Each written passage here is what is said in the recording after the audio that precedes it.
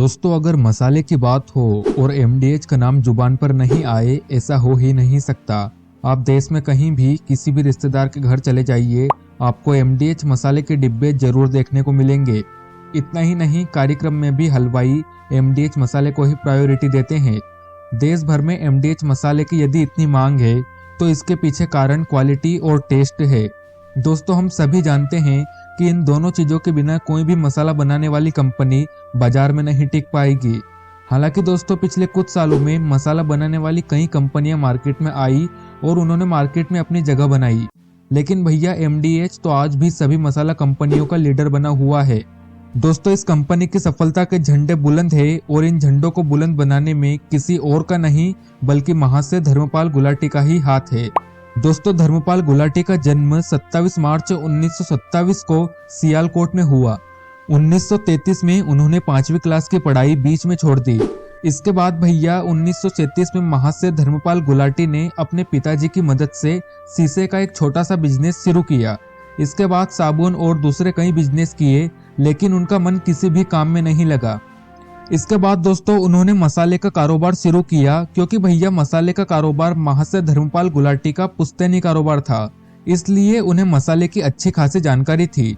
दोस्तों 27 सितंबर 1947 में भारत बंटवारे के वक्त धर्मपाल गुलाटी भारत आ गए, जब उनकी जेब में मात्र 1500 रुपए थे और उन्होंने 650 रुपए में एक तांगा खरीदा।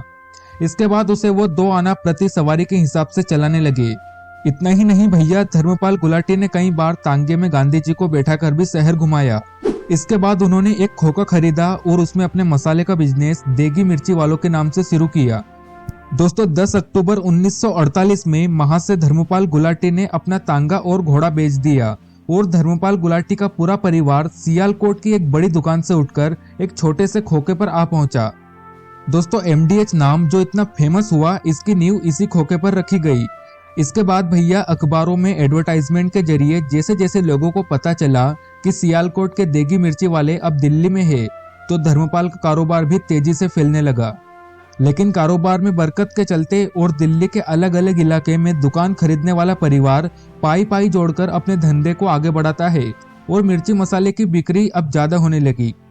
तो भैया उनकी पिसाई का काम घर के बजाय अब पहाड़गंज की मसाला चक्की में होने लगा था।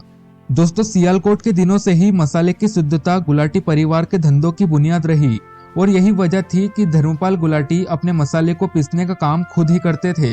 लेकिन भैया ये काम इतना भी आसान नहीं था, वो भी उन दिनों में जब बैंक से कर्ज लेने का तो रिवाज ही नहीं था।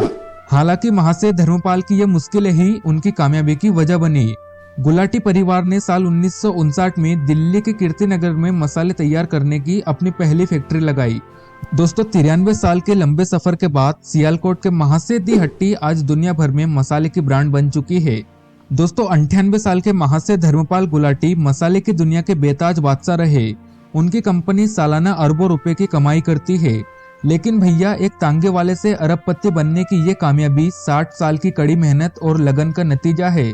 दोस्तों उनके मसाले दुनिया के 100 से ज्यादा देशों में इस्तेमाल किए जाते हैं और इसके लिए उन्होंने देश और विदेश में मसाले फैक्ट्री का एक बड़ा साम्राज्य खड़ा कर दिया है। दरअसल दोस्तों दुबई जैसे देशों में एमडीएच मसाले की फैक्ट्री बनी हुई है।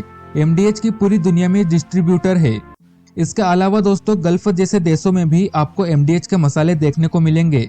दोस्तों आप चाहे ऑस्ट्रेलिया चले जाइए, साउथ अफ्रीका चले जाइए, न्यूजीलैंड चले जाइए, हांगकांग, सिंगापुर, यहाँ तक कि चीन और जापान जैसे देशों में भी एमडीएच मसाले जरूर मिलेंगे। दोस्तों आपको जानकर खुशी होगी कि महाशय धर्मपाल गुलाटी न सिर्फ मसाले के बेताज बादशाह है, बल्कि उनके कई अस्पताल और स्कूल भी है, जिनमें गरीब और बेसहारा लोगों को सहारा मिलता है। देश भर में एमडीएच के 100 से ज्यादा थोक और 4 लाख से ज्यादा रिटेल डीलर है। दोस्तों एमडीएच के 52 प्रोडक्ट 140 अलग अलग पैकेट में अवेलेबल है।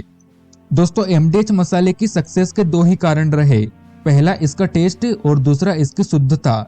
क्योंकि भैया हम सभी भली भांति जानते हैं कि शुद्धता और टेस्ट ही हर चीज की जान होती है और महाशय धर्मपाल गुलाटी बस इसी चीज को पकड़े रहे।